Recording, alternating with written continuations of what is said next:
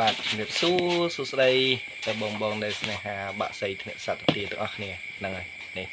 ជើងចិត្តដល់រដូវកាលលេងទៀតហើយនេះត្រៀមកីឡាករស្រកសាច់ដល់ហើយមករយៈនេះដោយសារតែខ្ញុំរវល់ពីក្របសម្រាប់ដល់រដូវកាលលេងហ្នឹងបងហ្នឹងហើយចង់បានពេញហាត់នេះប្រទេសនេះនិយាយទៅវាអាយុវាច្រើនវាចូល3ឆ្នាំហើយដោយសារតែខ្ញុំម្ចាស់គាត់អត់លេងគាត់ទុកចោលស្រេចវល់ងាកថ្ងៃវល់ងាកសាំងណាមើលប្រាប់ដាវាឲ្យជំរុះរោមឥឡូវខ្ញុំចាក់ដីចោលនេះជំរុះរោមហើយខ្ញុំថែវាឡើងអត់មិនលីងចង់ដាច់កន្លោះដាច់អីមិនវាជំរុះអស់វាហ្នឹងហើយក្លែនដល់នេះឥឡូវដាក់កតុយជិះចောက်ឲ្យ C1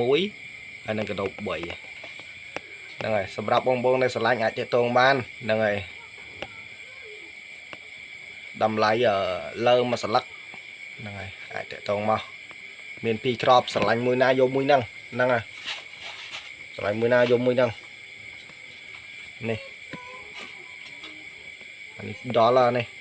នេះខ្នាយទឹកឃ្មុំប៉ត់ចូលហ្នឹងហើយមើលក្លែនវាសាញរវល់ពេកអត់សូវបានមើលថែវាយើងបាំងដល់មួយខែទៀតពេញលេងច្រកស្រូវ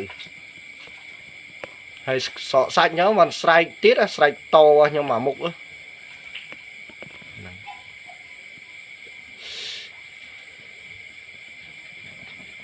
នេះ